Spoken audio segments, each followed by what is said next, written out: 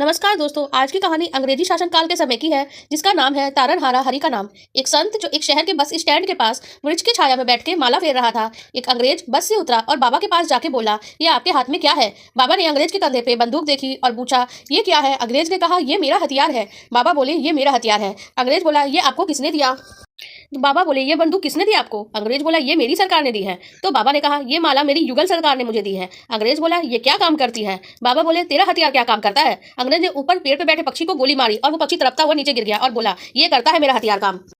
तो बाबा ने उस पक्षी को अपनी माला से छुआ और राम कहा और वो पक्षी उड़ के अपने स्थान पर बैठ गया। बाबा बोले, ये हथियार मेरा काम करता है। उस अंग्रेज ने भी श्री हरिनाम की दीक्षा ले ली उसके बाद और हरिनाम की महिमा में ही रंग गया। हरिनाम की लूट है, लूट सके तो लूट, अंतकाल पछताएगा जब प्राण जाएंगे छूट। आपको हमारी ये कथा कैसी लगी कमेंट सेक्शन में जरूर बताइएगा। नमस्कार दोस्तों, आज की कहानी महाराज कृष्णदेव और तेनालीराम की है।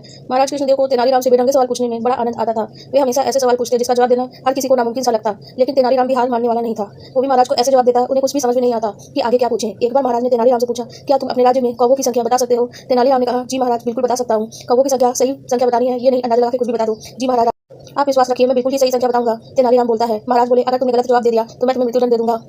तेनालीराम ने साहस के साथ कहा, महाराज, मुझे आपका हुक्म स्वीकार है। तेनालीराम के विरोधी मन ही मन खुश होने लगे। उन्होंने सोचा, आज तो तेनालीराम बुरी तरह फंस चुका है, भला कौवों की गिनती कैसे की जा सकती है? तभी महाराज ने तेनालीराम से अपने सवाल का उत्तर मांगा। तेनालीराम बोला, महाराज, हमारे राज्य में 1,20,550 कौवे हैं। महाराज ने आश्चर्यचकित होकर पूछा, क्या हमारे राज्य में इतने कौवे हैं? हाँ महाराज, आपको यकीन नहीं तो आप गिनवा के देख सकते हैं।